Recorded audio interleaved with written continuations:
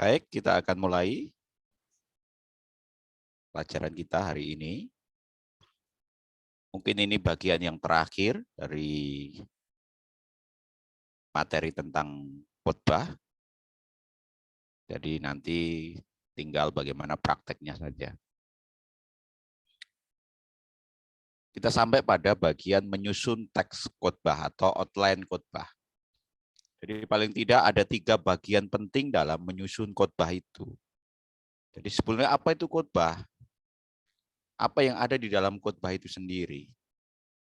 Maka isi khotbah adalah di dalamnya ada yang disebut dengan pendahuluan atau introduksi atau mukadimah. Yang kedua ada isi khotbah. Yang ketiga ada penutup atau kesimpulan. Jadi bagian dari khotbah itu paling tidak 3 hal ini menjadi bagian ketika orang mau membuat sebuah khotbah. Bagaimana menyusunnya? Tentunya tahap-tahap yang kita sudah pelajari beberapa waktu yang lalu itu menjadi sebuah bekal untuk menyiapkan hal ini. Dan juga kita mau melihat bagaimana cara menyusunnya. Kalau orang sudah menemukan datanya, kemudian bagaimana menyusunnya? Bagaimana membuat sesuatu itu menjadi bagian yang sistematis ketika itu disampaikan. Maka ketika orang menyampaikan khotbah, maka dia harus betul-betul memikirkan bagaimana sistematisnya sebuah khotbah itu. Paling tidak 3 hal ini tentang pendahuluan, isi khotbah, dan kemudian penutupnya seperti apa. Yang pertama adalah cara menyusunnya, temukan dulu judulnya. Jadi sebelum memulai 3 hal tadi itu, tentunya bagian awalnya adalah bagaimana menemukan judul khotbah itu sendiri. Kita sudah belajar bagaimana membuat judul itu. Tentunya judul itu tidak jauh dari apa yang ada dalam nats itu sendiri. Jadi judul itu diambil dari nats yang ada dalam Alkitab yang mau disampaikan. Jangan sampai kemudian orang membuat judul tetapi lepas dari apa yang ada dalam nats Alkitab itu atau teks Alkitab itu. Judul yang baik adalah judul yang masih berkaitan dengan apa yang ada di dalam teks itu sendiri. Supaya apa? Nanti apa yang disampaikan itu nyambung. Karena memang apa yang ada dalam Alkitab dan kemudian apa yang mau disampaikan itu menjadi sesuatu yang betul-betul memang ada ditulis di dalam nats itu sendiri. Nah, jadi temukan judul dulu, buat judul dulu, kemudian buatlah pendahuluan. Di dalamnya tadi ada ide khotbah dan lain sebagainya, dari ide kitab, kemudian dijadikan ide khotbah, itulah yang kita bisa lihat kemarin.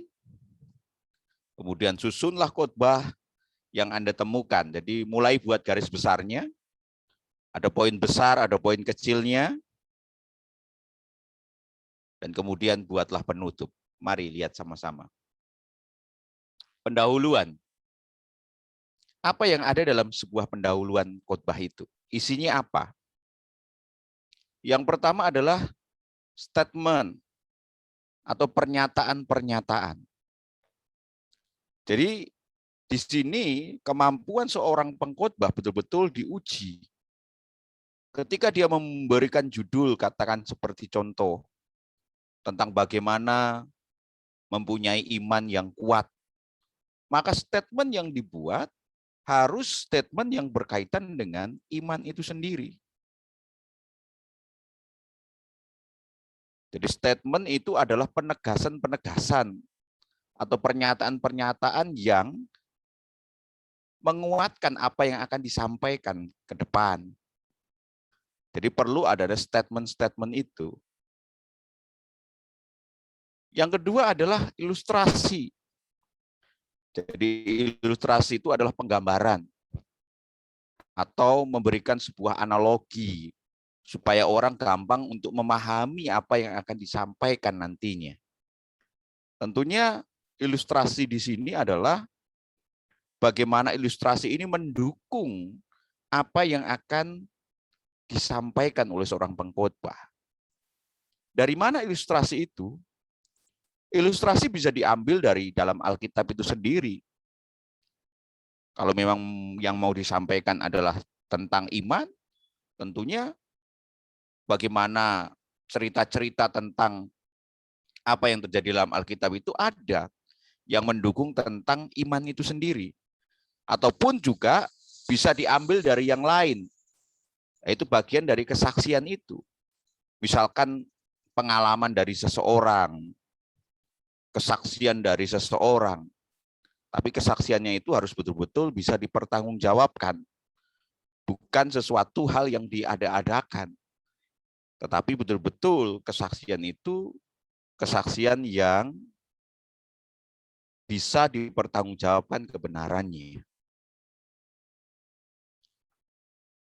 Kemudian bagian dari pendahuluan termasuk di dalamnya adalah seputar teks itu sendiri. Bagaimana sebuah teks kemudian diangkat dan kemudian diambil hal-hal yang memang menjadi penekanan apa yang akan mau disampaikan. Jadi paling tidak itu di bagian awal dari sebuah khotbah mengambil cuplikan dari teks itu sendiri sebagai pengantar untuk menjelaskan teks secara lebih detail. Jadi pendahuluan ini mengambil sesuatu yang memang ada di teks tetapi hanya sebagai gambaran saja. Baru nanti ketika dalam garis besar lah disitulah akan terjelaskan secara detail itu tentang apa yang akan pengkhotbah jelaskan tentang teks itu sendiri. Masuk ke pokok ide khotbah dan pokok besar. Jadi ini sebagai pengantarnya. Jadi kalau sebelum masuk kepada poin-poin tentunya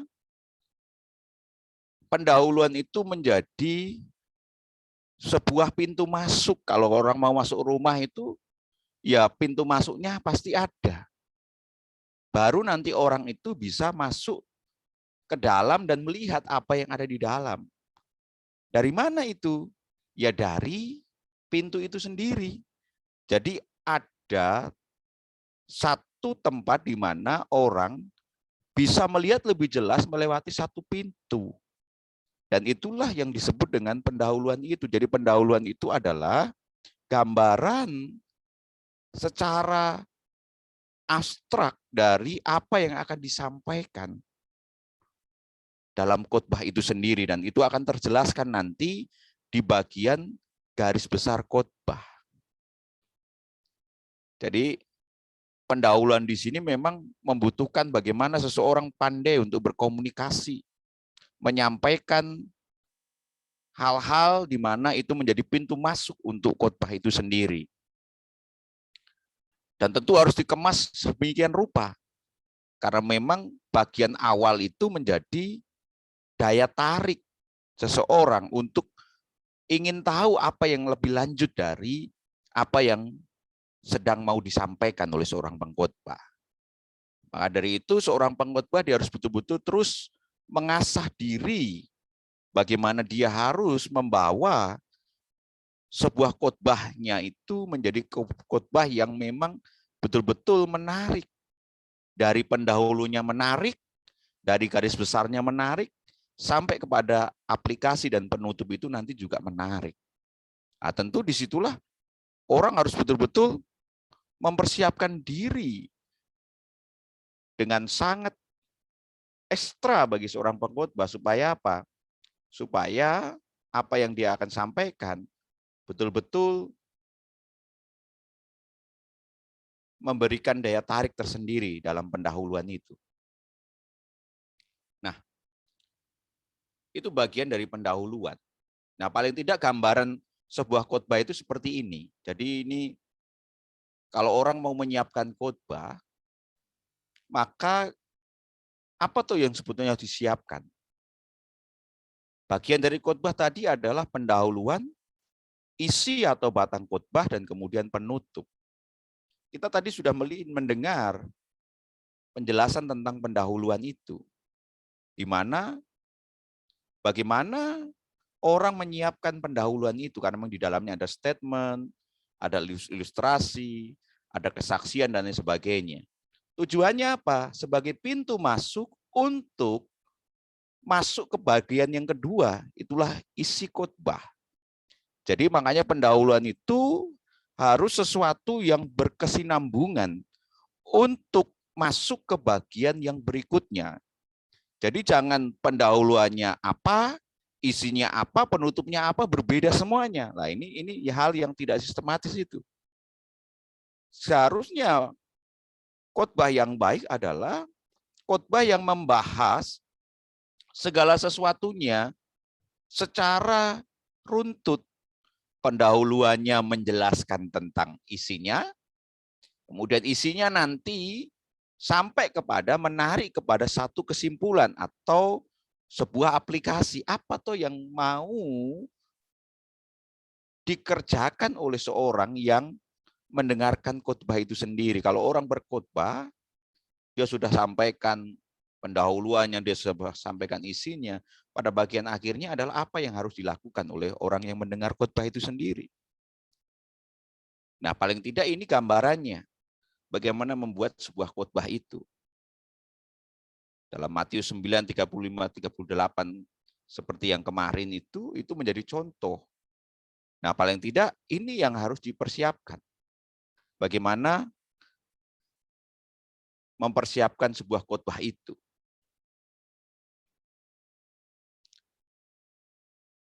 Nah, khotbah adalah sesuatu yang disampaikan secara lisan.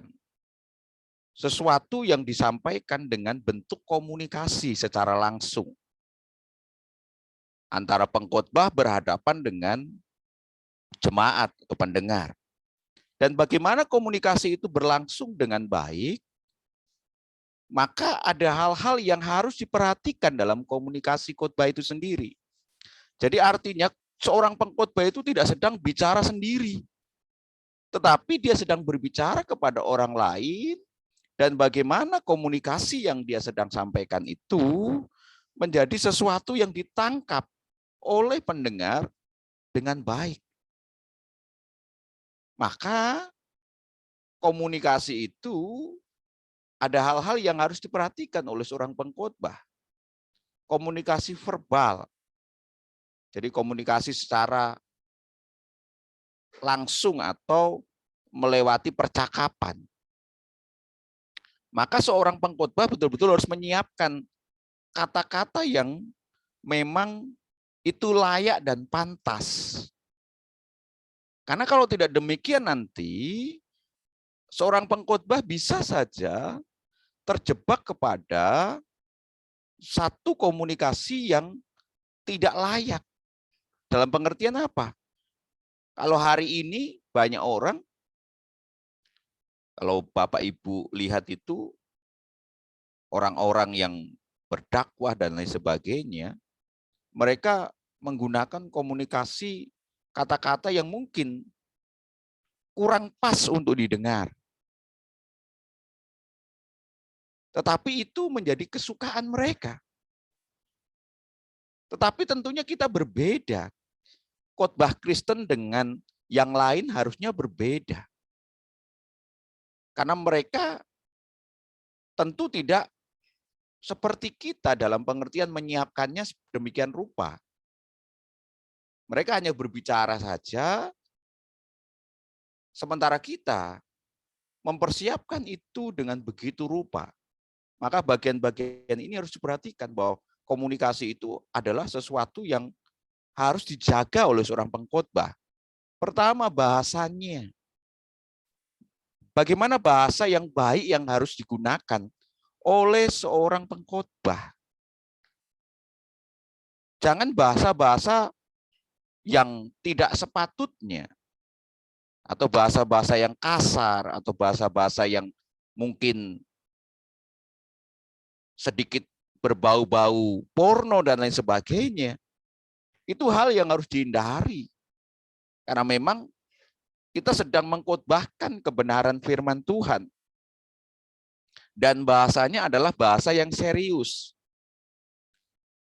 Jadi jangan kemudian khotbah itu dibuat seperti sebuah, katakanlah, guyonan dengan bahasa-bahasa yang mengajak orang untuk tertawa dan lain sebagainya.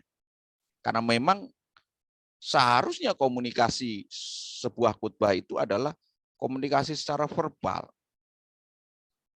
Yang kedua adalah komunikasi secara nonverbal. Sesuatu yang tidak diucapkan tetapi itu menjadi bagian dari pengkhotbah. Apa itu? Tampilan dari pengkhotbah itu sendiri. Makanya bagaimana seorang pengkhotbah itu ketika dia tampil di tengah-tengah jemaat, ketika dia berkhotbah, apa yang dia pakai dan apa yang dia kenakan itu menjadi bagian yang dinilai dalam sisi komunikasinya. Maka dari itu seorang pengkhotbah lebih baik dia menggunakan pakaian-pakaian yang memang formal. Jangan kemudian karena alasan apapun itu, mungkin perubahan zaman dan lain sebagainya, sehingga kemudian orang sepertinya menyatakan memakai pakaian ya semuanya sama saja. Tidak. Seharusnya ada beda. Seorang pengkhotbah seharusnya adalah orang yang betul-betul tampil formal.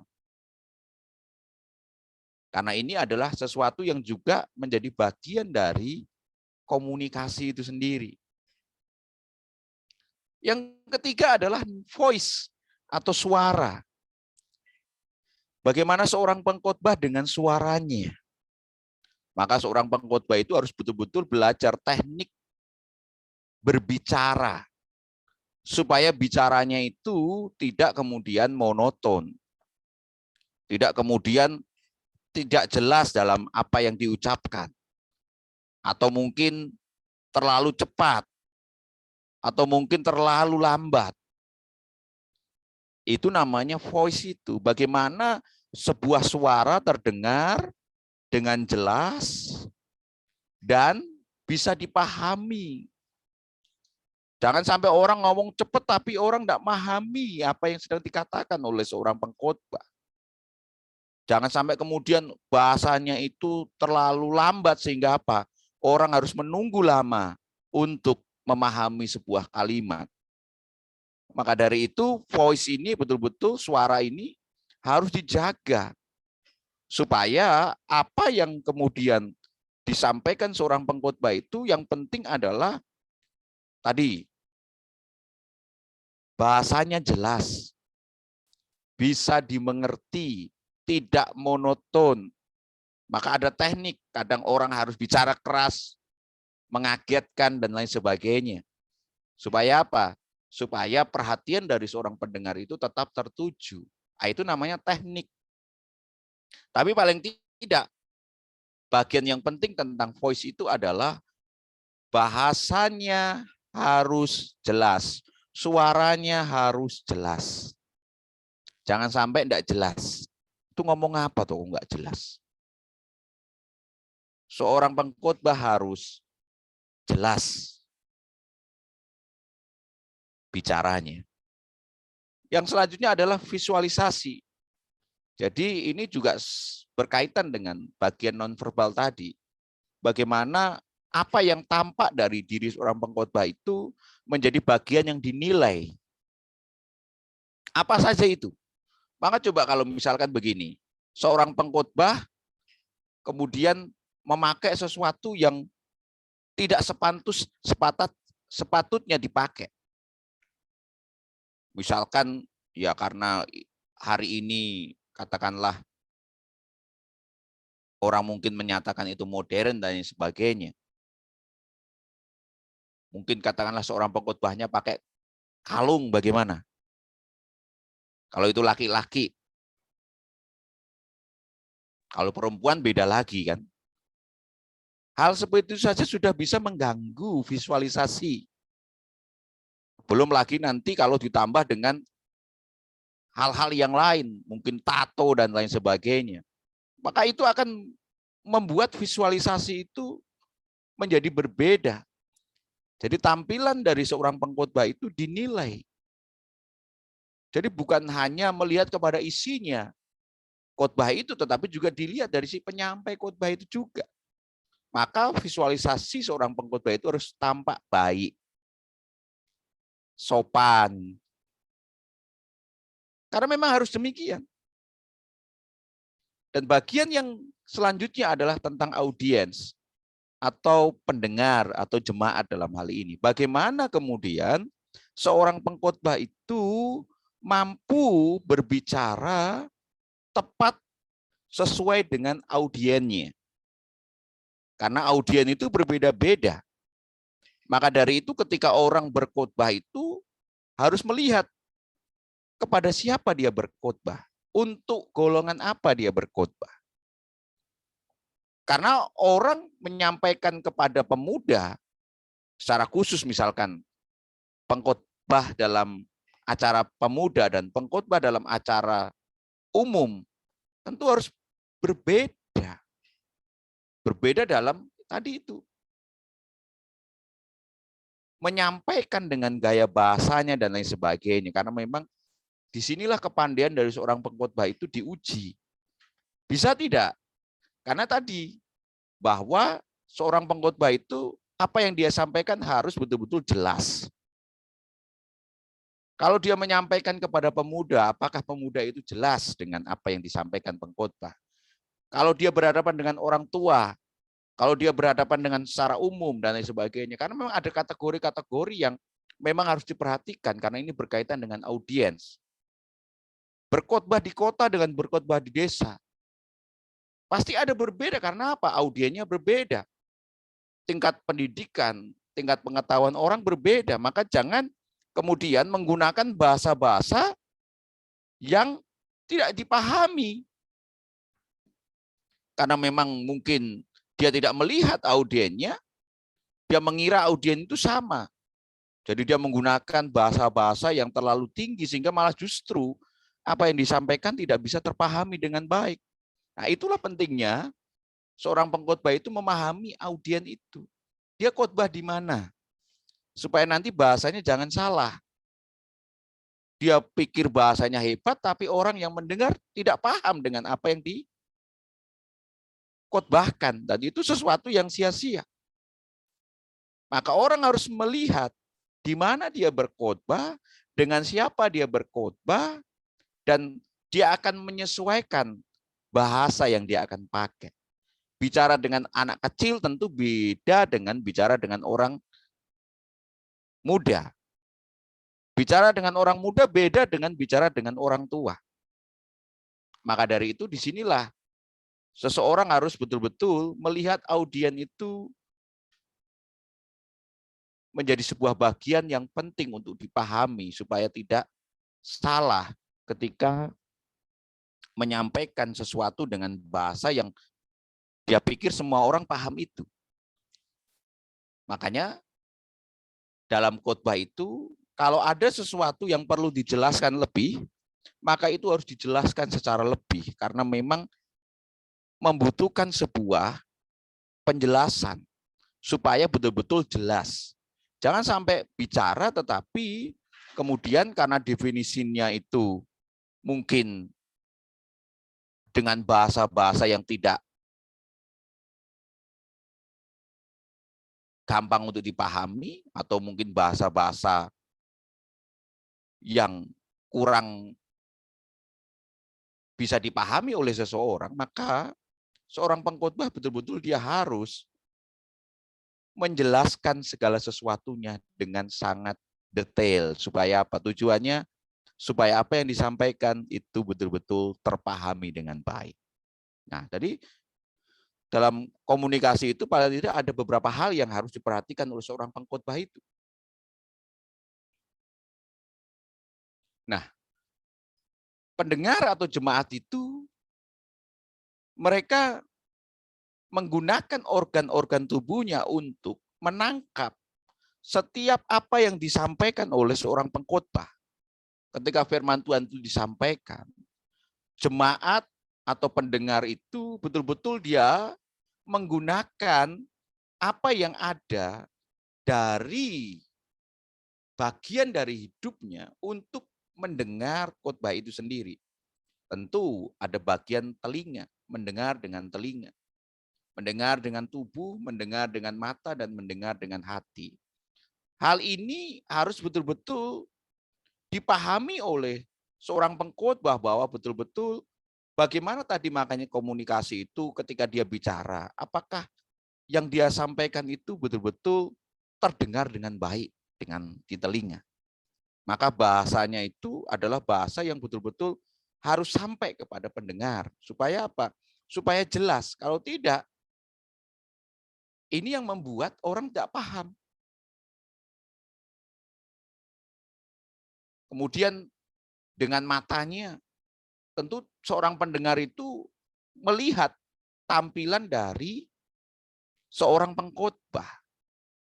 Melihat, makanya bagian yang selanjutnya itu bagaimana hidup seorang pengkhotbah itu menjadi bagian yang penting juga untuk menjadi penilaian atas apa yang dia sampaikan. Makanya berkhotbah itu bukan hanya sebatas teori. Orang menyampaikan teori tetapi tidak ada tuntutan. Khotbah itu ada tuntutan. Tuntutannya apa? Tuntutannya adalah bagi seorang pengkhotbah itu sendiri. Apakah dia adalah seorang yang betul-betul sesuai dengan apa yang dia sampaikan? Jadi kalau seorang pengkhotbah sedang bicara tentang, misalkan contoh, tentang kekudusan, apakah seorang pengkhotbah sendiri dia hidup dalam kekudusan? Itu menjadi bagian dari penilaian itu karena memang berkaitan dengan pendengar ini, mereka adalah orang-orang yang betul-betul menilai seorang pengkhotbah itu secara lengkap, bukan hanya khotbahnya saja. Khotbahnya bagus ya, tapi kalau hidup orang yang menyampaikan khotbah itu tidak bagus, ya tentu apa yang disampaikan bagi seseorang yang tahu itu tidak akan pernah menjadi berkat apapun. Karena memang orang melihat dengan hati. Harapannya adalah bagaimana ketika orang menyampaikan firman Tuhan, betul-betul firman Tuhan itu tersimpan dalam hati dari pendengar itu. Maka selalu kita berdoa bahwa ketika firman Tuhan disampaikan, semua jemaat itu dibuka hatinya. Untuk apa? Untuk mampu menyimpan setiap apa yang dia dengar dari khotbah yang sedang disampaikan.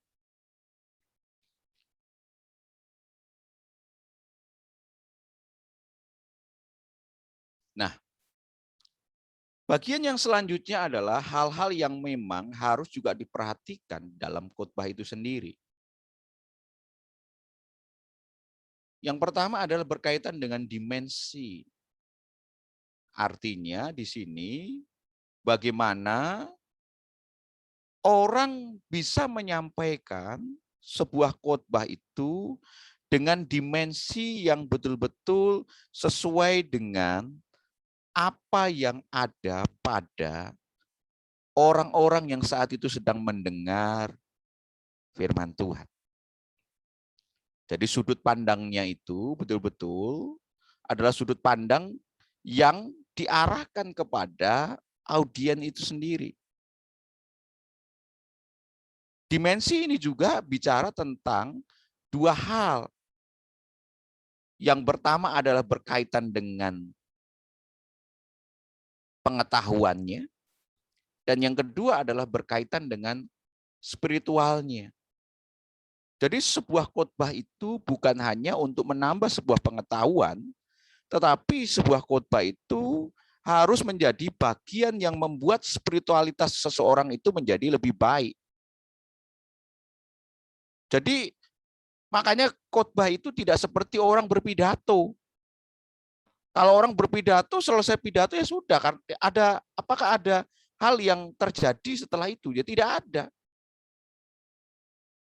Tetapi khotbah tidak seperti itu. Khotbah adalah bagaimana orang memberikan pengetahuan tentang kebenaran, dan kemudian pengetahuan tentang kebenaran itu menjadi bagian untuk mengubah spiritualitas dari orang yang mendengarkan firman Tuhan itu sendiri.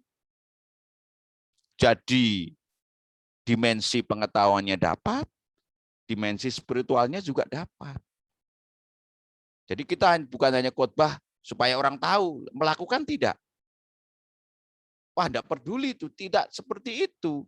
Maka pengetahuan itu harus betul-betul orang bisa menangkap dengan jelas apa yang disampaikan. Maka tadi bagian-bagian yang mendukung tentang komunikasi itu menjadi bagian yang harus diperhatikan. Supaya apa? Supaya orang jelas. Jangan menggunakan bahasa-bahasa yang tidak jelas. Karena apa? Kadang-kala orang mau begini, supaya kelihatan pandai, dia gunakan bahasa-bahasa yang sulit untuk dimengerti.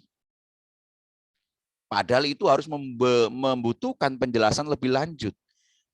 Bukan berarti tidak boleh memakai kata-kata yang hebat, tetapi kata-kata yang hebat itu harus dijelaskan dengan jelas. Misal contoh begini, kalau kemudian orang berbicara atau berkhotbah di tengah-tengah jemaat pedesaan, kemudian apalagi bicara tentang kepada orang-orang yang tua, kemudian seorang pengkhotbah mengatakan tentang kita harus transformasi. Itu salah satu bahasa, kata seperti itu, contoh. Maka seorang pengkhotbah harus menjelaskan transformasi itu apa. Itu baru boleh. Tapi kalau dia hanya bicara tentang transformasi saja, tapi tidak ada penjelasan tentang transformasi itu, maka inilah yang sia-sia. Sebab apa? Orang yang mendengar pun tidak paham tentang transformasi itu apa. Karena itu asing di telinganya. Maka dari itu, kalau itu berkaitan dengan bahasa-bahasa yang tidak lazim, maka seorang pengkhotbah harus menjelaskan itu secara lebih detail. Supaya apa tujuannya? Dimensi pengetahuannya kena, paham.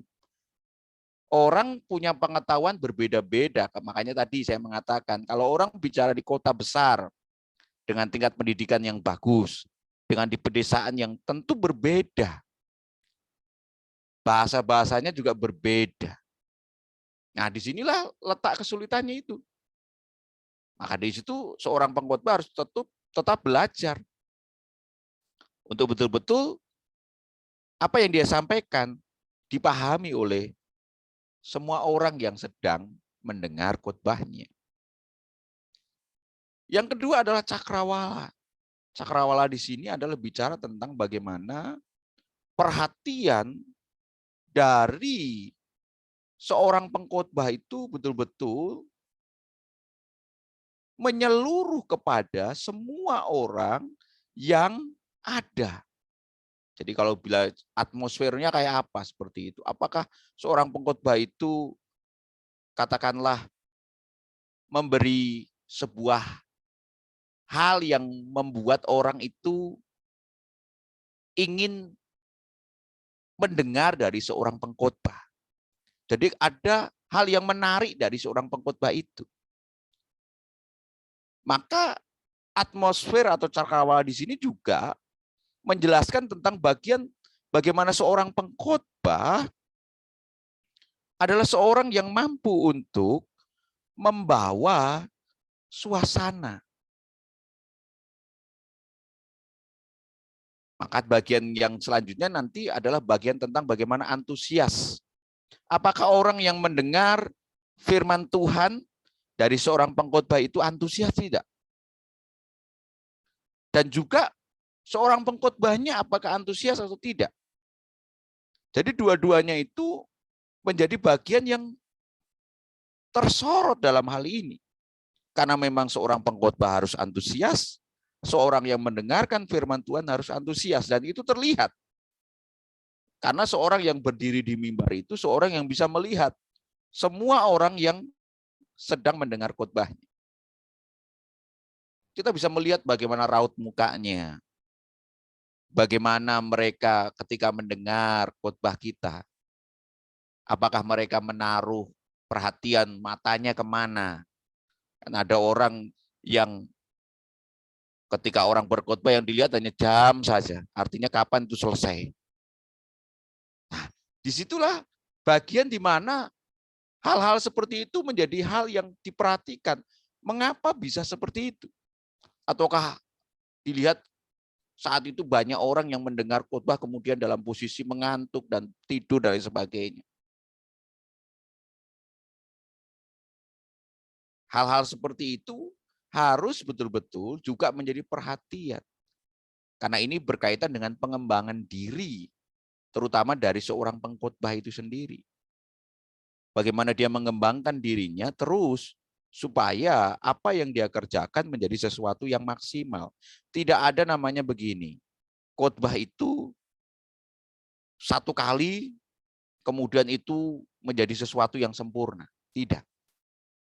Orang akan terus belajar, menyempurnakan. Karena apa? Ketika orang menyampaikan sebuah kebenaran, berkhotbah, dia akan mengerti bagian mana yang dia harus perkuat. Apalagi kalau masih dalam taraf belajar. Tentunya harus betul-betul banyak hal yang harus diperbaharui. Orang berdiri di muka umum itu tidak gampang. Makanya banyak orang yang kemudian tidak pede dan lain sebagainya. Belum lagi nanti dia berbicara, mulai berbicara, itu sudah sebuah hal yang berat bagi orang yang memang masih dalam tahap belajar. Tetapi bagi orang yang sudah biasa untuk itu, katakanlah seperti seorang gembala, pendeta, itu sesuatu yang biasa. Tetapi bukan berarti orang-orang yang seperti itu sudah tidak lagi perlu belajar dan sebagainya, tetap belajar. Karena ini bicara tentang pengembangan diri. Bagaimana seorang pengkhotbah menjadi lebih baik lagi dalam khotbahnya. Apalagi yang baru taraf belajar, tentu harus belajar lebih. Yang selanjutnya adalah center. Center itu adalah pusat. Jadi seorang pengkhotbah itu harus betul-betul berpusat kepada pribadi Tuhan. Jadi jangan kemudian mengandalkan hanya kepada kepandaian-kepandaian atau kemampuan-kemampuan secara manusiawi. Sementara dia meninggalkan pusat itu sendiri, yang adalah Allah. Jadi kita ini, seorang pengkhotbah itu yang kita sampaikan adalah bagian dari kebenaran Tuhan atau kebenaran Allah. Dan bagaimana mungkin seorang pengkhotbah meninggalkan kebenaran itu dan bertumpu kepada kepandaiannya, bertumpu kepada kemampuannya sendiri. Nah, tentu itu adalah bagian yang tidak tepat. Oleh sebab itu seorang yang menyampaikan khotbah dia harus banyak bergumul, dia harus berdoa, dia harus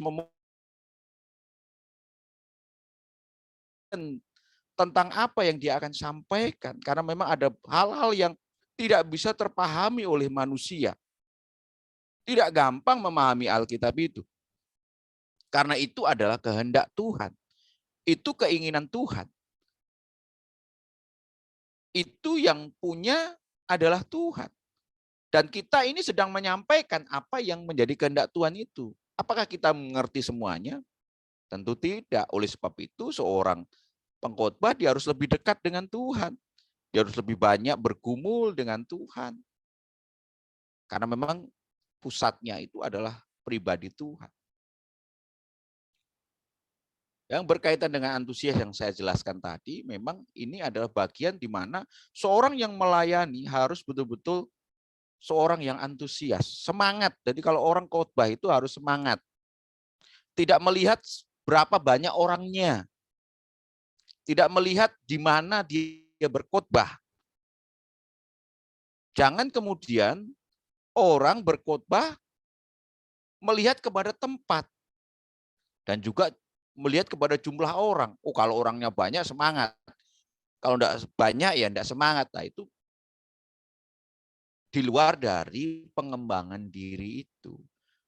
Dimanapun orang harus bersemangat ketika dia sebagai seorang penyampai khotbah. Karena itu adalah bagian dari antusias itu. Dan semangat itu sendiri sebenarnya ada di dalam kekristenan, karena kata antusias itu kan dari kata entheos, itu artinya di dalam Tuhan. Jadi orang bisa antusias karena apa? Karena memang apalagi seorang pengkhotbah, karena yang disampaikan adalah kebenaran Tuhan dan dia menyampaikan itu. Jadi antusiasnya harusnya lebih. Yang selanjutnya adalah empati. Bagaimana seorang pengkhotbah betul-betul memberikan sebuah perhatian khusus untuk menyiapkan sebuah khotbah itu. Jadi jangan gampang itu bahasanya kayak gitu. Alah, khotbah itu gampang. Itu namanya orang tidak berkembang. Khotbah itu harus disiapkan dengan baik. Dipersiapkan secara maksimal, bukan asal-asalan.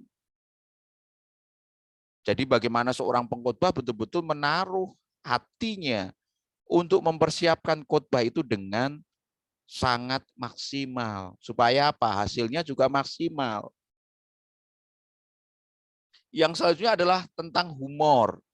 Apakah seorang pengkhotbah boleh humor? Boleh, tetapi ada batasnya. Jangan kemudian berlebihan. Nanti tidak ada bedanya kalau itu berlebihan antara orang mendengar khotbah dengan orang mendengar dagelan. Humor diperlukan, tetapi tidak berlebihan. Kalau berlebihan nanti sama seperti orang jemaat melihat pengkhotbahnya itu bukan sebagai pribadi yang katakanlah penuh wibawa, diurapi Tuhan, tetapi dia lebih dari melihat seorang pelawak. Karena apa? Karena terlalu berlebihan dalam humor. Jadi humor itu hanya bagian kecil saja. Kalau memang ada hal yang lucu di dalam khotbah kita, tetapi jangan tujuannya untuk lucu. Jadi begini, ada kalanya orang ketika bicara kemudian orang tertawa sendiri. Kita sendiri tidak mempersiapkan untuk lucu. Tetapi bagi seseorang itu lucu. Nah, itu adalah bagian dari humor itu. Tetapi sebaiknya jangan begini. Jangan membuat khotbah kita itu lucu. Ini yang harus dihindari. Jadi karena memang kadangkala orang karena supaya mendapat perhatian maka orang menitik beratkan kepada humor dan humornya itu berlebihan dan itu tidak baik. Humor boleh tetapi tidak boleh berlebihan. Nah, yang selanjutnya adalah style, gayanya. Jadi bagaimana gaya seorang pengkhotbah baik dari tampilan luar sampai kepada tampilan dalam itu harus betul-betul diperhatikan. Supaya apa? Supaya betul-betul itu mendukung baik tampilan luarnya ataupun tampilan dalamnya. Tampilan luar dalam pengertian pakaian dan lain sebagainya. Tampilan dalam bagaimana? Kehidupannya itu.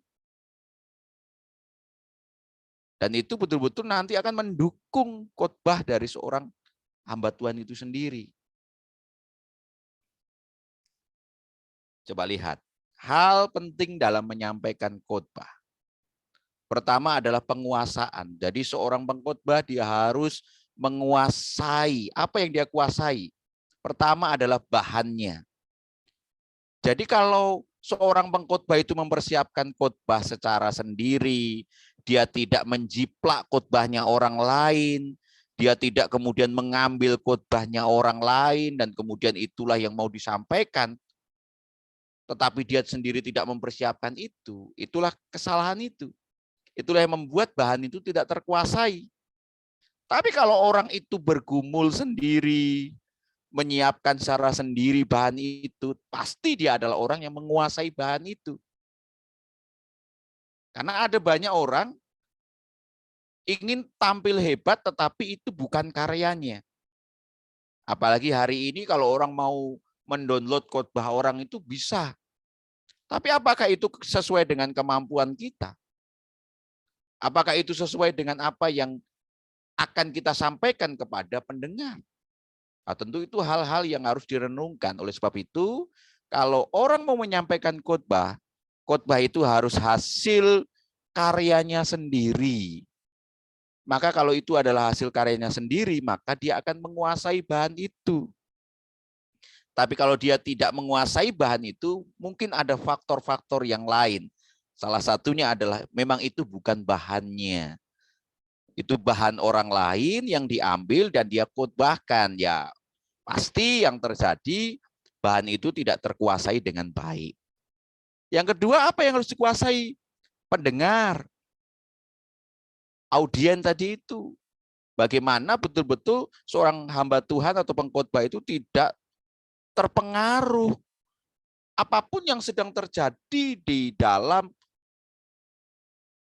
audien itu sendiri. Kadang-kala begini, audien itu ada yang ribut, ada yang ngomong-ngomong sendiri, ada yang tidur, ada yang tidak perhatian.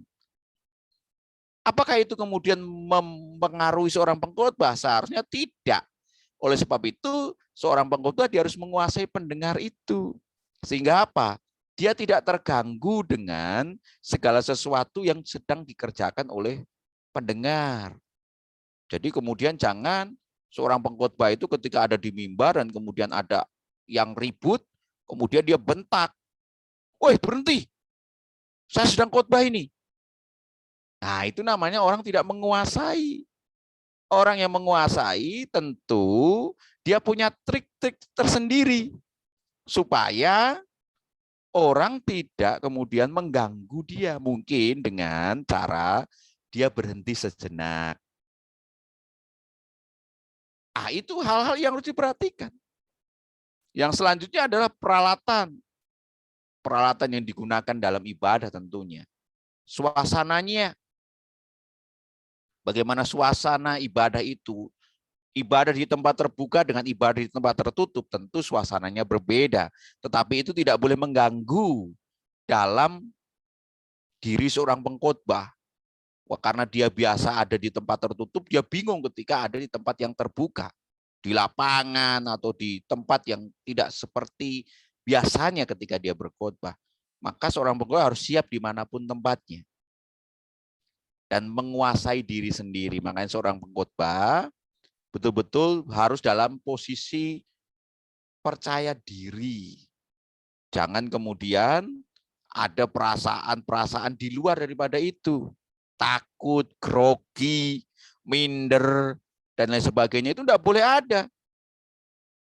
Karena ini bicara tentang penguasaan diri sendiri. Selanjutnya berkaitan dengan kehadiran. Seorang pengkhotbah jangan pernah terlambat di dalam ibadah itu sendiri. Apa tuh tujuannya? Tujuannya sebetulnya adalah untuk menolong pengkhotbah itu sendiri. Untuk apa?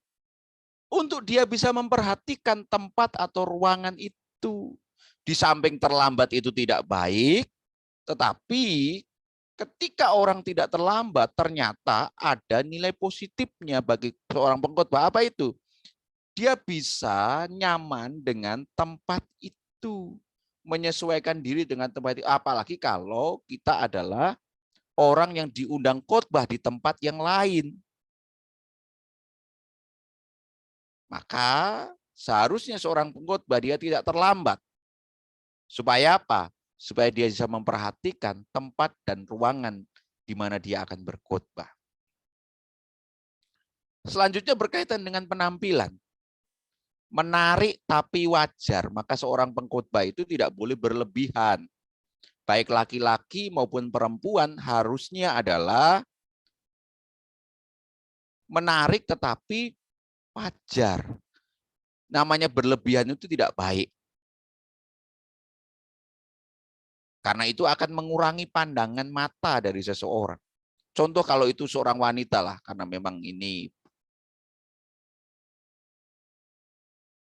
kadang-kala seorang wanita itu karena mungkin orang kaya, kemudian dia pakai gelang bertumpuk-tumpuk di tangannya. Nah, itu tidak wajar.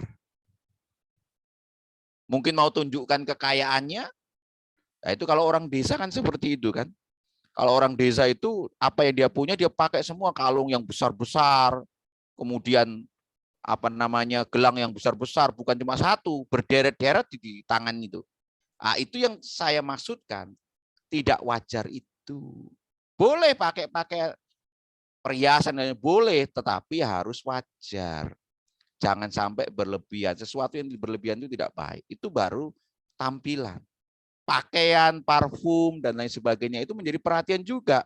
Pakaiannya harus seperti apa ya? Kalau bisa yang formal. Walaupun sekarang hari ini banyak orang berkhotbah itu tidak formal. Ada yang pakai kaos, ada yang pakai celana sobek-sobek. Karena mungkin melihat kepada audiennya siapa dan sebagainya. Oke, kalau dengan alasan seperti itu. Tetapi sebaiknya seorang pengkhotbah itu memakai pakaian yang formal. Itu lebih baik. Itu lebih nilainya positif dibanding dengan yang lain. Belum lagi berkaitan dengan parfum. Kalau bisa, pakailah parfum yang tidak menyengat. Jadi tujuannya adalah supaya wangi kan. Tetapi kalau kemudian wanginya itu terlalu menyengat, tidak baik juga. Artinya begini, semuanya boleh, tetapi harus dengan sebuah perhatian supaya apa yang kemudian ditampilkan tidak justru mengganggu orang. Ada toh parfum yang menyengat dan mengganggu hidung orang itu ada. Nah, kalau seperti itu jangan dipakai, jangan digunakan seperti itu. Nah, paling tidak itulah bagian-bagian yang memperlengkapi kita dalam menyampaikan sebuah khotbah itu. Jadi khotbah itu kita sudah belajar bagaimana mempersiapkan bahan-bahannya, dan juga hari ini kita belajar bagaimana hal-hal yang mendukung di dalam penyampaian khotbah itu sendiri. Jadi bahannya harus benar, si penyampainya harus menyampaikan dengan sesuatu hal yang baik, dan kemudian apa-apa yang melekat kepada seorang pengkhotbah itu juga diperhatikan. Termasuk pada hal yang paling mendetail, katakan seperti itu. Bagaimana tentang pakaian, parfum, dan lain sebagainya juga disinggung di situ. Supaya apa?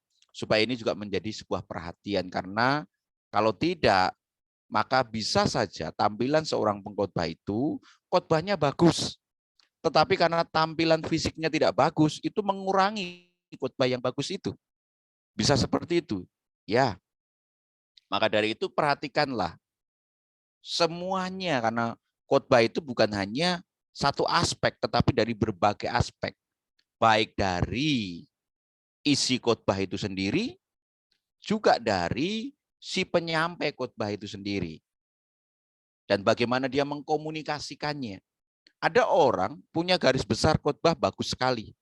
Tetapi karena dia tidak bisa menyampaikan itu dengan baik, maka yang baik itu tidak bisa tersampaikan. Maka dari itu belajarlah untuk mempersiapkan bahan dengan baik, belajarlah untuk menyampaikan dengan baik, dan belajarlah untuk menghadirkan diri kita sebagai seorang sosok yang tampilannya ucapannya semuanya adalah sesuatu hal yang baik pula. Nah, itu namanya semuanya menjadi bagian yang utuh dari seorang pengkhotbah itu, bukan hanya satu aspek, tetapi terdiri dari berbagai macam aspek tadi itu.